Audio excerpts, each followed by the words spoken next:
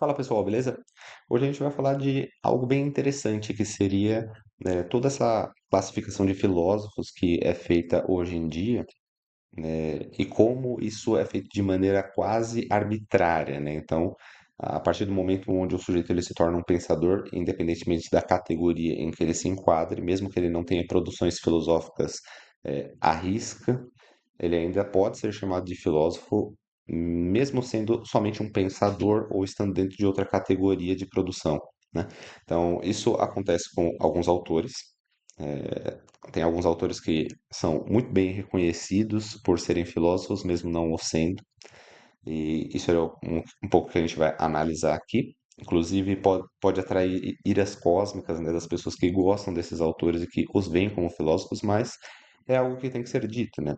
Infelizmente, mesmo que você queira criar uma apofenia, ou seja, encaixar os dados da maneira que faz sentido para você, ainda assim pode não ter sentido na realidade exterior. Então, mesmo que você esteja fazendo uma excelente interpretação da pessoa, não significa que ela seja aquilo que você está interpretando. A mesma coisa pode ser dita tanto de Nietzsche, Maquiavel, Marx. Todos eles são colocados como filósofos, mesmo não o sendo. E a gente vai entender um pouquinho, dando uma avaliada em um dos textos do Nietzsche, né? Que é a obra Além do Bem e do Mal. Foi a primeira obra do Nietzsche que eu li, eu tinha mais ou menos uns 14 anos de idade, depois eu fiz algumas releituras dessa obra e vi como, né, o pensamento que eu tinha a respeito dela, no início ele foi tendo fases, vamos dizer assim, de transcendência, né? Então eu pude notar como aquilo que eu achava até mesmo valioso em um determinado momento, ele acabou não sendo mais, né? Ele acabou perdendo essa validade. Por quê? Porque eu fui apresentado a outros autores de grande envergadura. Por exemplo, quando você está comparando ali textos de Aristóteles, textos de Leibniz, textos de Henri Bergson, textos de Mário Ferreira dos Santos, textos de Edmund Husserl, textos de Louis Lavelle. Então, quando você está comparando textos desses autores com o texto de Nietzsche, você não consegue sentir uma validade dentro da obra do Nietzsche, porque ele não está se dedicando a uma linha de raciocínio filosófica com toda ali a a instrumentação que é utilizada por um filósofo para chegar até uma conclusão na linha de raciocínio. Pode ser que, inclusive, ele dê alguns palpites que cheguem até o início de uma discussão filosófica. No entanto, tem muitas pinceladas daquilo que eu, inclusive, vou estabelecer aqui, que é um tom poético, né? Então, o Nietzsche ele está muito mais para um poeta do que para um filósofo. Exatamente pelo fato de que ele tem uma preocupação no impacto que ele vai causar com as palavras. Isso é algo que quase todos os autores eles têm, tá? É muito difícil que um autor seja técnico o suficiente, a não ser que ele realmente seja técnico o suficiente, para não querer causar impacto nenhum com as palavras que ele está, propagando ali, seja em texto ou em fala, porque ele só está expressando a autoevidência, então ele está fazendo um discurso sumamente lógico, né? Ele só está dizendo exatamente o que ele está vendo, ou exatamente o que ele descobriu e não quer ter nenhum tipo de tendência, nenhum tipo de abertura possibilitativa ou mesmo de uma dialética, de uma discussão. Então ele não vai passar por nenhum dos três discursos abaixo, né? Ele só vai ficar naquilo que ele consegue descrever de maneira 100% fidedigna, né? Isso seria um texto técnico. Mas quando você vai pegar textos de todos os outros autores, eles querem causar um impacto. Então, numa literatura, numa poesia e mesmo na filosofia, você vai ter a preocupação do autor com o impacto que ele vai causar no leitor. Eu tenho isso, por exemplo, no meu livro. Então, o livro que eu desenvolvi, inclusive a maneira de escrita que eu tenho, é uma maneira totalmente única, sui generis. Ela não, ainda não consegui identificar uma pessoa que ela tenha esse tipo de escrita. No entanto, a minha escrita ela é combinada. Tem várias modalidades de escrita de vários autores que eu fui me apropriando de acordo com a leitura que eu fui fazendo. Então, todos os autores eles acabaram sendo absorvidos dentro de um, sabe, de um tudão ali, de um saco de gatos, que eu chamo da minha própria maneira de escrita. No entanto, quando você vai vendo ao longo do texto, né, ele vai transmitindo várias essências diferentes. Então, quando tem que ser poético ou tem que causar algum impacto, tem o seu momento. Mas quando você tem que estabelecer uma linha de raciocínio e ir do começo ao fim, não somente estipulando a tese, mas também trabalhando nessa tese e propondo uma resolução a ela, aí não pode, vamos dizer assim, interferir com esse cunho poético dentro de algumas linhas muito específicas que estão sendo trabalhadas nesse raciocínio. Então, se você quer ser um autor sério dentro da filosofia, você pode incluir ali textos que eles vão incluir essa noção de beleza. A poética faz muito isso, né? Então, é, tanto que a gente tem a licença poética, você não precisa ser totalmente fidedigno, nem mesmo a gramática, mas você precisa causar um impacto positivo em termos da beleza ou da arte que está sendo propagada ali com aquela harmonia de palavras, né? A harmonia ali de fonemas ou de expressões que você está utilizando para causar esse impacto no ouvinte ou no leitor. Então, não é à toa que a poesia se transforma em música, né? Então, o que a gente vai observar no Nietzsche são duas linhas diferentes. Uma delas já foi, inclusive, dita pelo Olavo de Carvalho, que é uma questão muito simples e muito básica.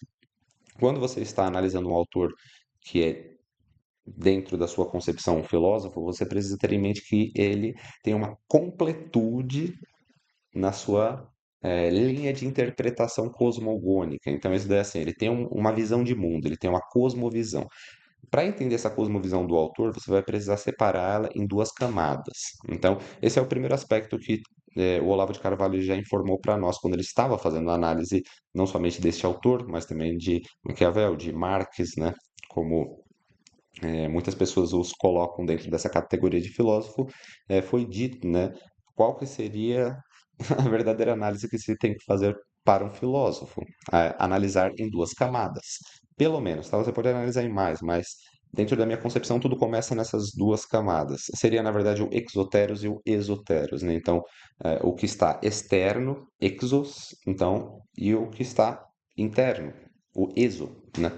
Então, o que está interno é o núcleo. Essa é a coisa mais importante para um autor filosófico. Ele tem que ter uma envergadura, então ele tem que ter pensado em muitos assuntos e coberto um vasto terreno para que ele não ali sofra algum tipo de gap. Então ele vai ter que pensar quase que em todas as disciplinas. Isso daí é um pouco do que vocês vão encontrar no meu livro, né? Então tem um mix ali interdisciplinar, onde você pode encontrar questões da organicidade biológica, questões da física mais mecânica, né? Então da parte da matéria que lida com a inorganicidade.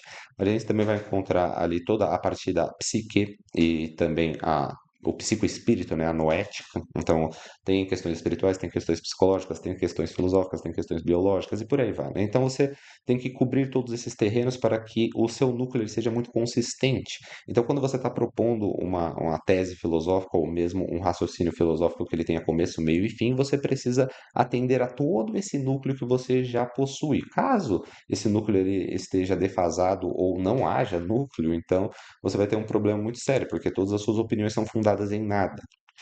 Agora, a parte superficial, ela atende somente a este núcleo. Então, a partir do momento em que são formadas as opiniões, que são as partes externas, né? Ou seja, até mesmo deduções ou implicações daquela linha interna, daquele núcleo, daquele raciocínio basal que está sendo estabelecido pelo filósofo, todas essas coisas que estão superficiais, elas vão se apoiar, né, se alavancar nesse núcleo. Então, se não tiver uma consistência dentro desse núcleo, as opiniões elas até podem acertar, mas não significa que vai ter uma parte majoritária de acertos. Então, a maior parte das opiniões ela vai acertar meio que de supetão, né?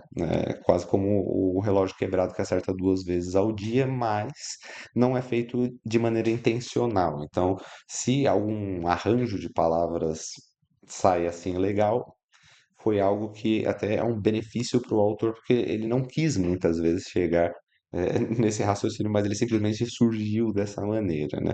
Isso acontece muito com as pessoas que não têm um núcleo filosófico muito bem trabalhado. Então, essa é a maneira como eu vejo Nietzsche. Se você compara, por exemplo, Nietzsche com Aristóteles, Nietzsche com Henri Bergson, Nietzsche com Leibniz, você vai ver que, enquanto esses, né, Aristóteles, Leibniz, Edmund Husserl, Henri Bergson, tem ali uma consistência, eles trabalharam em, vamos dizer assim, numa tese filosófica que tem começo, meio e fim e que respeita, inclusive, a opinião dos dos sábios antigos, utilizando eles de arcabouço para que seja constituído ali todo o corpo da tese, né? Então, primeiro você precisa de um esqueleto, eles não partem do nada, então eles pegam as pessoas grandiosas da antiguidade ou que vêm antes deles e acabam assim colocando, estabelecendo todas as diretrizes que eles querem para a filosofia deles, mas antes respeitando o que está acontecendo no cenário anterior à sua própria existência. Já as pessoas que seguem, vamos dizer assim, uma diretriz mais inovadora, revolucionária, elas não tendem a compreender toda essa carga histórica, toda essa carga filosófica anterior. Então, erros grotescos acabam surgindo, obviamente. Esse é o primeiro ponto, né, do Nietzsche. Ele acerta muito nos detalhes, mas erra no núcleo. Então, a parte do centro da filosofia dele está completamente defasada, e é exatamente isso que está sendo dito, né? Quando a gente pega, por exemplo, algumas aulas do Olavo para dar uma analisada. Outra questão básica é que o Nietzsche ele se propõe a ser muitas vezes assertivo nas colocações que ele está fazendo ali, ele tem asserções muito bem definidas, né? Então essa definição mostra ali uma certeza, né? Então, o que a gente vai ver é que nessa certeza que ele está colocando, ele já lança muitos artefatos contraditórios. Isso é uma característica suma de um poeta. Então, o poeta ele vai jogando ali determinados itens na sua fala ou determinados itens dentro da sua construção, da sua obra, que dão um tom e esse tom ele carrega ali vários tipos de sentimentos que as pessoas serão impactadas a partir do momento que elas lerem. Porque é um arranjo preciso para causar esse impacto. Então, o nível de discurso ele fica girando ali entre um poético e um retórico. Então, tem hora que ele está tentando te convencer de alguma coisa, tem hora que ele está tentando ali somente jogar um arranjo poético para extrair algumas algumas belezas na própria fala. Então ele se hipnotiza com a maneira que ele mesmo escreve. Isso daí é uma questão que nem sempre é algo ruim, mas se você não tem uma consistência filosófica, um núcleo filosófico, muitas vezes isso vai acabar gerando algo ruim. Então vamos dar uma olhadinha nesse excerto 23, que seria o fragmento 23 do primeiro capítulo do livro Além do Bem e do Mal do Nietzsche. Esse capítulo se chama Os Preconceitos dos Filósofos. Ele está tentando estabelecer mais ou menos uma analogia entre preconceito e moralidade. Algo que, inclusive, ele considera como um impeditivo, né? Então, para você ter um avanço dentro do conhecimento ou dentro das diretrizes, nesse caso de ordem psicológica, você não pode considerar a moral, porque a moral ela é um fator impeditivo para as experimentações psicológicas. Até mesmo ali se aventurar em raciocínios que estão longe da moralidade, para ele não era algo que estava sendo realizado, que inclusive estávamos perdendo tempo naquele momento. Só gostaria de lembrar que no momento em que ele publicou o livro, em 1886, já havia 7 anos o laboratório experimental ali do William Wood, né? Então, o Wood já tinha, desde 1879, o laboratório experimental da psicologia, tornando ela uma disciplina acadêmica. Então, é pouco tempo, né, para que se faça tantas experimentações. Acredito que o problema não seja a moralidade, seja a falta de tempo, de consolidação desse sistema. Mas a protopsicologia já é gigantesca, e precede o Nietzsche desde o início da humanidade, desde o início das investigações, dos mistérios e todos os conhecimentos que foram estipulados para o ser humano. Inclusive, quando ele começou a pensar, ele já sabia mais ou menos que aquilo não estava acontecendo dentro de uma zona objetiva, ou seja, o pensamento ele não estava aparecendo na frente da pessoa, não, ele estava acontecendo somente dentro de algo que pertencia somente à pessoa, né? Então, depois sendo chamado de mente, às vezes até de alma, por isso que é psique, né? Então, psique significa alma, mas é o estudo mais da mente. Então, na psicologia a gente estuda a mentalidade humana. Esse estudo da mentalidade ele já era muito bem consolidado. Inclusive, a gente pode dizer que a protopsicologia ela é um dos conceitos nucleares, né? É o estudo da noética, do psicoespírito. Então, geralmente isso estava vinculado com a parte espiritual, mas ainda assim tinha conceitos muito bem definidos que os psicólogos atuais eles mais utilizaram, se apropriando ali de estabelecimentos da antiguidade. Então, já estava tudo muito bem estabelecido. Acredito que não teria o porquê criticar da maneira que ele faz essa crítica a primeiro momento. Então vamos ler essa primeira parte, né? A amarelinha aqui. Ele diz: toda a psicologia manteve-se vinculada até hoje a preconceitos e apreensões de ordem moral. Não ousou adentrar em suas profundezas. Então não entrou nas profundezas da psicologia somente porque foi impedido por uma ordem moral. Acredito que isso não seja verdade em vários níveis diferentes. Primeiro, porque experimentos psicológicos sempre foram realizados por N pessoas, né? Franz Anton Mesmer já tinha muitas ideias ali que beiravam, vamos dizer assim, uma diretriz moral, não, vamos dizer assim, ultrapassando tanto assim, mas ele ficava na linha tênue entre moralidade e amoralidade para que ele pudesse investigar um pouco mais as ordens magnéticas, né, dos seres humanos, ou até mesmo de todos os corpos e seres, né? Então ele fazia um nível de neutralidade dentro das suas concepções. Quem fazia isso também em muitos experimentos era Paracelso. Então Paracelso, sendo um médico ali, sendo um alquimista, muitos alquimistas eles fizeram experimentos que inclusive não consideraram a moralidade e acabaram absorvendo, vamos dizer assim, conhecimentos, trazendo para nós conhecimentos de ordem não somente psicológica, mas até mesmo psicoespiritual, né? Como eu disse, noética. Então, se a gente fala dos alquimistas, os alquimistas eles já estão há muito tempo ali, né, entrando nessas profundezas do conhecimento da disciplina psicológica, mas só havia 7 anos que isso estava estabelecido dentro do academicismo. Então, se ele está falando da protopsicologia, ele não está correto. Se ele está falando da psicologia, bom, nem tem tanto tempo assim para que possa ser impedido de realizar determinados experimentos. A gente sabe, inclusive, que você eliminar a moralidade para realizar experimentos psicológicos pode levar a horrores tirânicos, né? Então, eu acho que é bom que a moralidade esteja ali para guiar um pouco quanto se pode avançar dentro de uma zona de experimentação, principalmente envolvendo o ser humano. Então, é, uma outra coisa que ele diz aqui, ele fala, né? A simples teoria da interdependência dos instintos bons e maus parece um refinamento de imoralidade e desperta o perigo e o desgosto, inclusive numa consciência valente e vigorosa. Bom, isso aqui fica meio incompreensível assim, lendo meio fracionado, mas o que ele está dizendo para nós nesse contexto é que quando você vincula tanto instintos bons quanto maus, ou seja, partes, atitudes do ser humano que tem, vamos dizer assim, um caminho que ele é positivo ou que ele é negativo, quando você mistura as duas coisas, né, quase colocando como um yin yang, né, que o bem empurra o mal e o mal empurra o bem, esses conceitos dentro da visão da época seriam tidos como um refinamento de imoralidade. Então, na época que ele estava vivendo, ali no final do século XIX, e publicando essa obra, inclusive, tinha uma alta moralidade. Então, a moralidade ela definia muito com base ali em todos os preceitos da religião e também os preceitos da nobreza que utilizava a religião como um arcabouço, a moralidade ela estava em alta.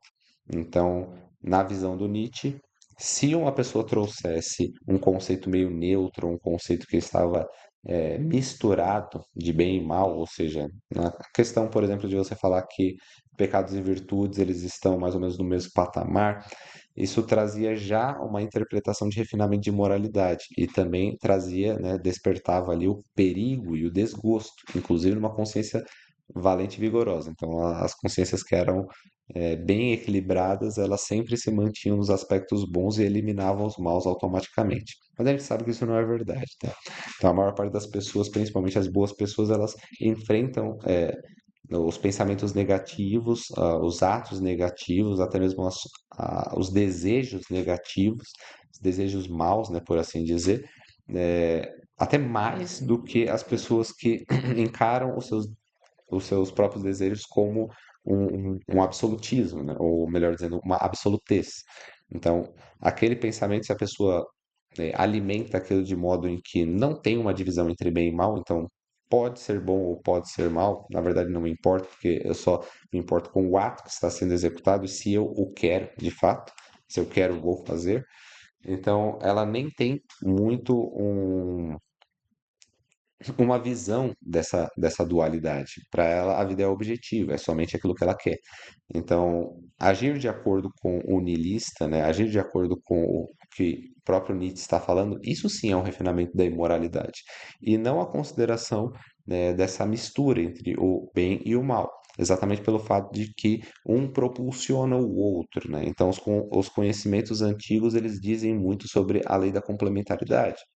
A gente não pode simplesmente excluir isso e dizer que só porque as pessoas viam a moralidade como uma excelência na época, é porque as pessoas que queriam aprovar os seus atos de imoralidade, eles não poderiam ser muito bem vistos ali na época. Bom, não ia ser bem visto mesmo, afinal de contas, acredito que a vida do Nietzsche não é um exemplo de moralidade, né? Então ele diz assim: contudo, esta hipótese não é a mais vigorosa e a mais estranha, nesse imenso domínio quase virgem do conhecimento, do qual todos têm mil e uma boas razões para se manterem à distância, se podem, né? Então essa fusão de bem e mal, estar acima disso, transcender o bem e o mal, ou seja, ter os seus atos como a própria definição do que é bem e do que é mal. Então isso daí, para ele, ele diz, né, uma hipótese estranha, penosa, e ainda mais nesse domínio quase virgem do conhecimento. Ele tem a capacidade de dizer que esse é um domínio virgem do conhecimento, sendo que os estudos sobre moral, ética, psicologia, como eu já disse, são milenares. Então, não é nem de longe virgem. Mas ele diz que as pessoas querem se distanciar disso exatamente por essa aparência demonológica do próprio conceito de se assumir que o bem pode se misturar com o mal em algum momento. Bom, se a gente não tivesse o bem misturado com o mal, a gente ainda estaria vivendo no paraíso edênico, né? Só que a gente tem essa mistura quase como se fosse, né, a própria, a própria funcionalidade da nossa realidade, né? Da matéria. Então, a matéria ela mistura aspectos positivos e negativos, cargas positivas e negativas, para criar uma complementariedade entre estas, né? Um equilíbrio. E aí ele já insere algumas coisinhas poéticas aqui, né? Então tudo que está em verde aqui eu coloquei que é mais ou menos um lance poético, né? Ele diz assim: nosso barco sofre a tormenta, cerremos os dentes, vigilantes, firmes no leme.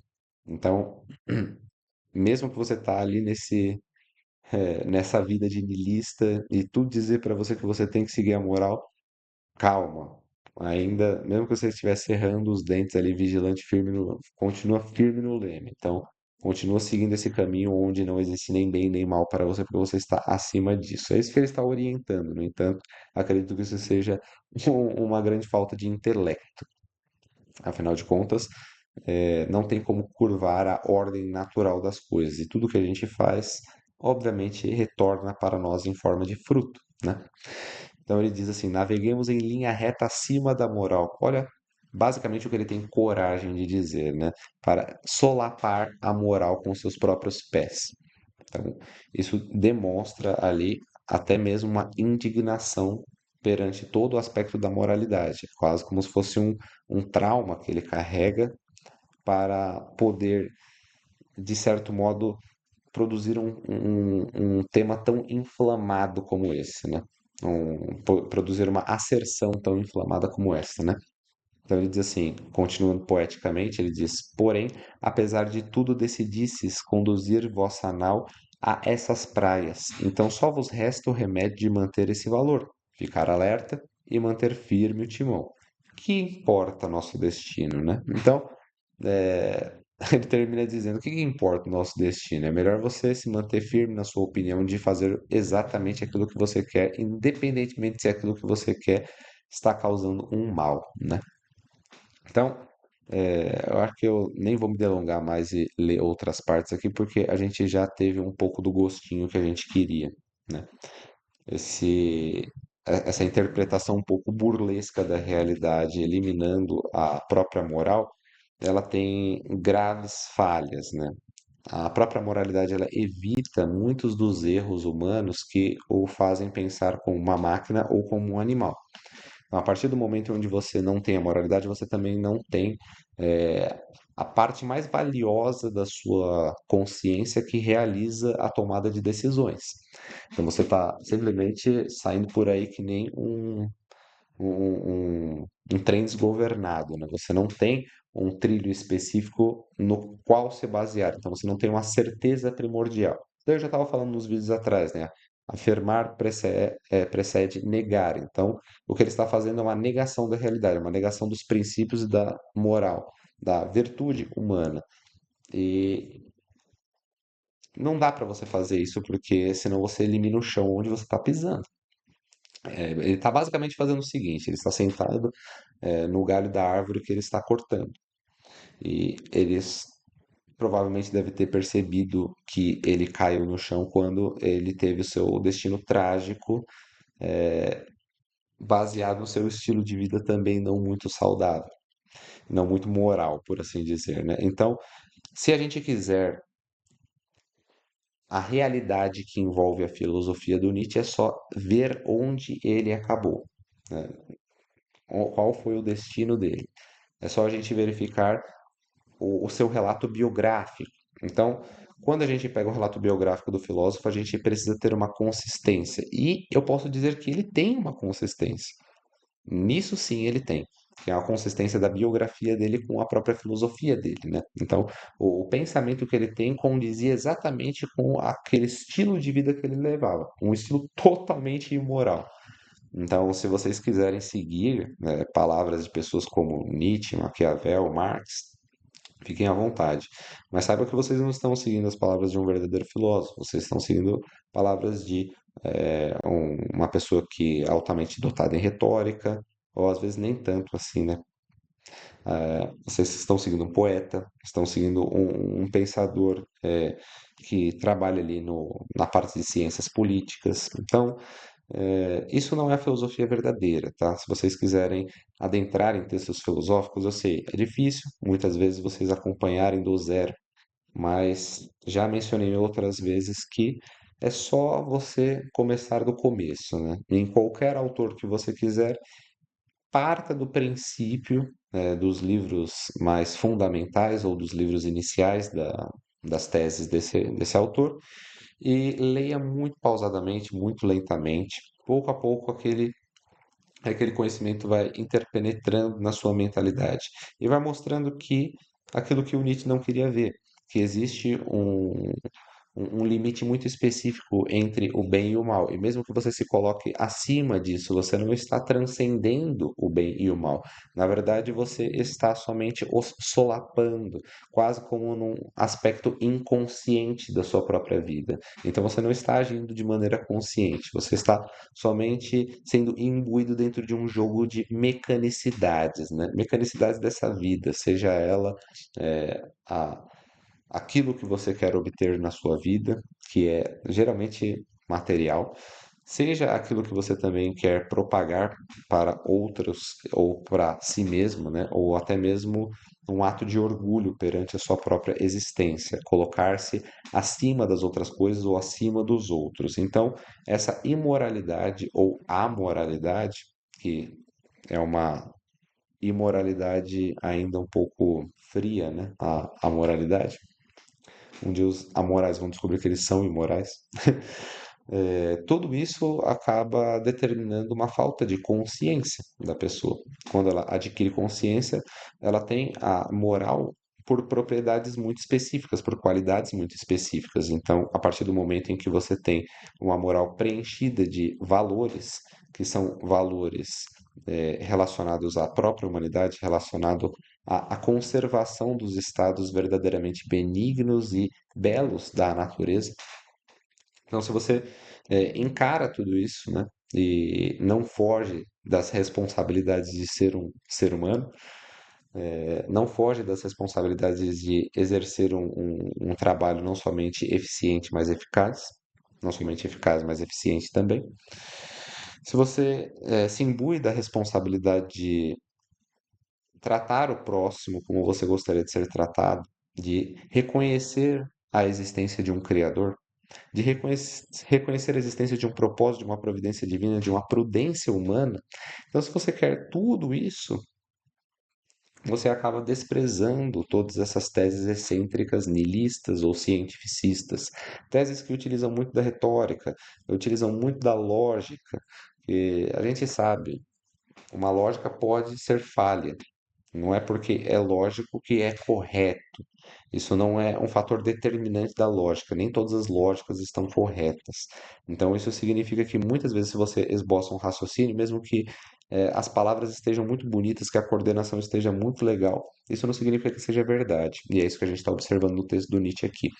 Então, eu espero não ter ferido aí o coração de muitas pessoas que consideram grandemente o Nietzsche ou que fazem estudos de uma vida inteira perante um autor que talvez não tenha uma profundidade muito, né, muito concisa. Para mim, sinceramente, comparando com outros autores, ele não tem muito a me dizer. Somente algumas frases poéticas que eu até posso ver um valor, colocando num sentido muito, muito específico, quase como tirando esses textos na sorte, assim, né? Você passando em determinado momento os olhos no texto, você consegue verificar ali, pousar numa frase específica e ver que o relógio quebrado acabou acertando uma ou duas vezes. Então é isso, galera. É, Fiquem aí com todos os shorts que eu estou publicando e também tem outras coisas que estão saindo aí. O livro está quase no seu estágio final. Talvez seja uma produção filosófica muito difícil de se conceber, mas eu espero que se qualifiquem também a parte ali que vai absorver esse raciocínio. Então, qualquer pessoa que esteja verdadeiramente interessada em propagar a si mesmo um avanço na filosofia que não seja revolucionário, que ele seja conservativo, no entanto, que seja inovador. É exatamente isso que eu estou fazendo, né, nesse momento. Os artigos estão um pouco parados, mas fiquem atentos que logo logo algum pula aí, né, para as vistas de vocês. Então até isso, fiquem com Deus e até a próxima.